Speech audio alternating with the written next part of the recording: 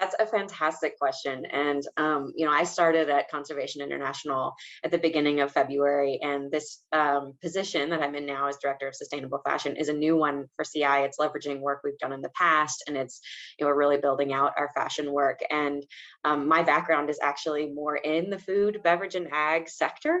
And so I'm, really excited about this question because it's, a big reason why I'm here and in this position, which is that there are a lot of learnings to learn from that space. And I think that in general, what we're seeing happen now that the food and beverage sector has been really engaged in the sustainability space for quite some time now, is that there's this general movement from project-based approaches to collaboration that's really looking to achieve scale and kind of make change at a landscape level.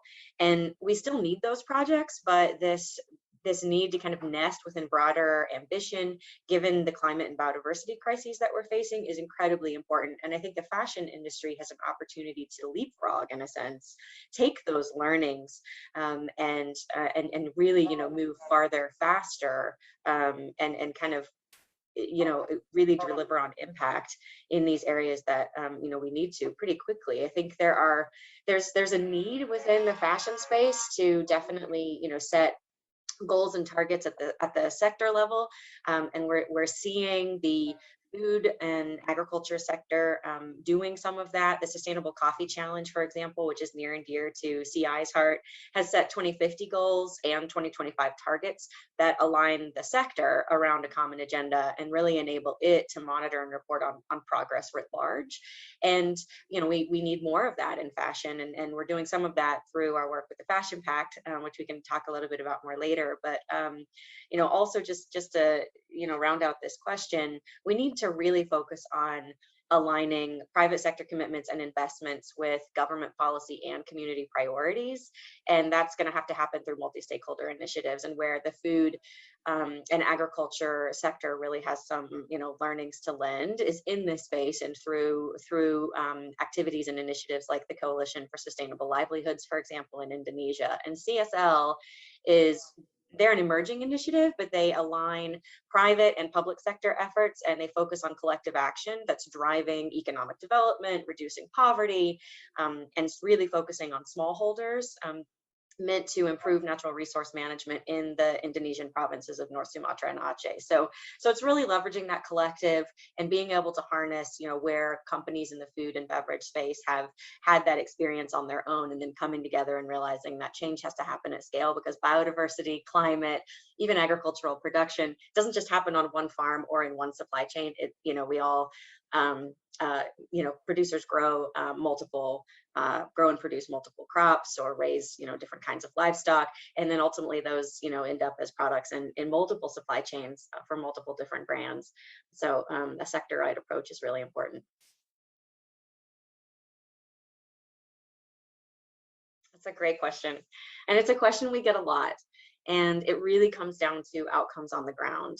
I think that organic and sustainable can be synonymous, but they aren't necessarily synonymous. And we're always looking for, again, getting back to this outcomes, looking at land use change, looking at the impact of biodiversity, looking at nutrient management, and knowing that these things still matter, and looking on the ground beyond just a practice-based approach, but understanding what is the impact writ large. And there are some studies out there that indicate that yields in some instances may be impacted depending on the system.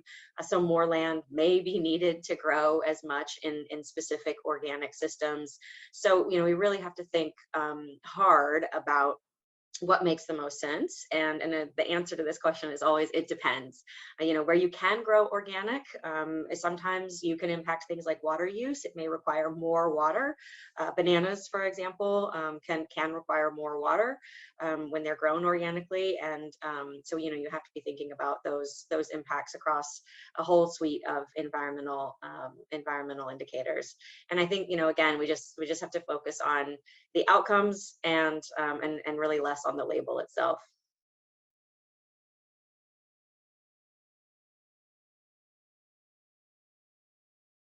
another complicated answer that, I don't think we can choose one. The reality is we have both and we have to focus on both.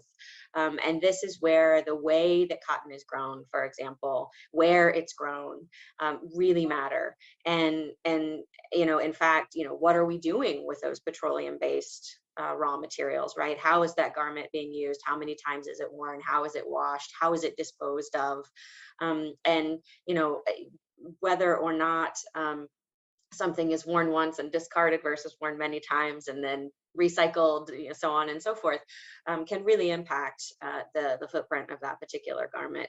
So I think it all just boils down to the reality is we have both. We have to look at both, but ultimately, again, you're thinking really hard about the whole system.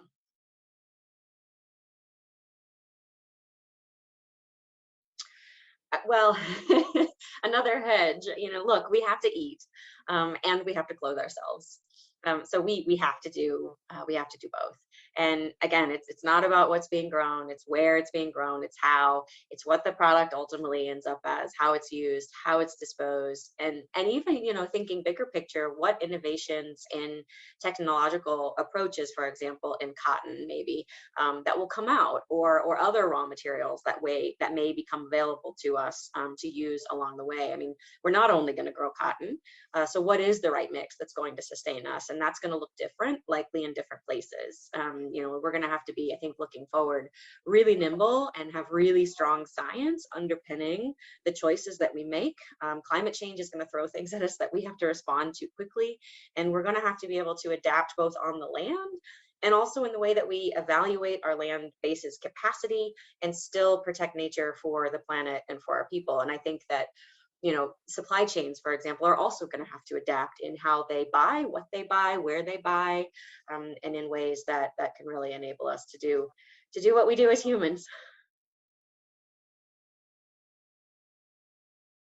I think so. On balance, again, looking at the whole picture, right? On balance, with an extended product life, reuse, recycling, and when those raw materials in particular are produced appropriately, and I think if the incentives and the value are there for producers to be able to make the transitions that they need to make and still be viable while shepherding and stewarding the natural resources that they and we rely on, if that's coupled with the right knowledge and capacity, and then especially with public policy, I think we can do it.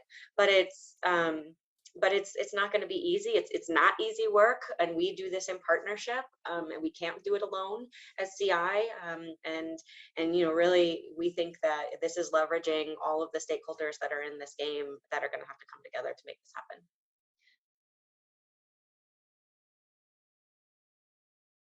Yeah, great question. And governments do play a key role. And of course, government oversight, it depends around the world, right? It's different in different places.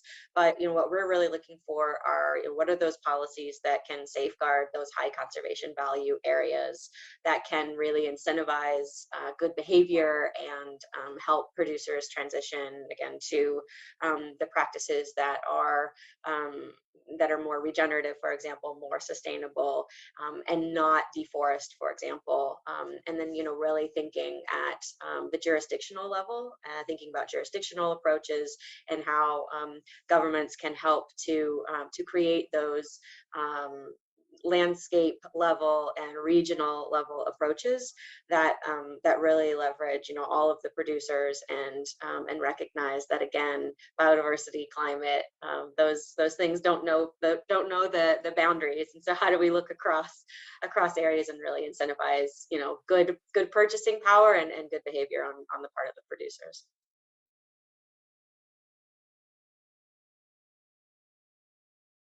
Well, the fashion sector is certainly particularly full of, or has a particularly complex supply chain, and can get really long and can be really difficult to trace commodities and raw materials that are going into fashion, and those intermediaries are really important. They but they're the reality. I don't think it's necessarily a good or bad or a win or lose. It's a reality that we have to deal with. I think that we do need to be looking for alternative models that might help us deliver in terms of environmental and social outcomes in certain places. But that's not to say that, we shouldn't work with those who are really important now and will be important in the future to making these supply chains, to bringing those products to market. But we also have to, we can't wait to engage with them either. We have to, if we're waiting on the whole system to shift to try to make change, it will be too late. So I think we're already too late with climate, for example. Now we're thinking really hard about, what does adaptation look like? So it's really going to be a balance between supply or traceability, transparency, collective action, rewarding, incentivizing producers, and thinking about, what are the business cases for reducing impact and becoming nature positive for all of those intermediaries and all of those along the supply chain. I think companies also can't get carried away with focusing solely on their specific portion of the problem. That gets also very complicated when you've got this multifaceted supply chain, because how do you divide that impact up? How do you divide the credit up for that? How do you pay for that? It really comes down to how do we do this together for the benefit of everyone, regardless of how many intermediaries there may be.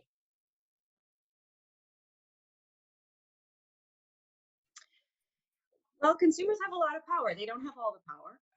We can't, I would say we can't just buy our way out of this problem. There is a lot of change that's needed to happen, a lot of what I've already spoken to. But, consumers are big drivers of change and of demand. And so I think it's really important for consumers to understand the impacts of things like, the clothes that they're wearing. Fast fashion, for example, is fraught with impact. And, can consumers begin to make choices that are more quality garments that they can wear longer, and then begin to consider creative ways to reuse those garments or swap clothing, and really choose preferred materials that are recommended by organizations like the Textile Exchange, for example. The challenge as a consumer, of course, is that no two consumers are exactly alike, and consumers have different accessibility to information, right, and purchasing power. And so that, again, is where we're going to have some leading consumers that are out front really driving change, and then companies that are willing to, regardless of whether or not there's a short-term business return for making better choices available, are going to need to invest and make those choices, put those on the rack, because it really is about, we're looking at long-term viability here, not just for those businesses, but for the planet and for our people.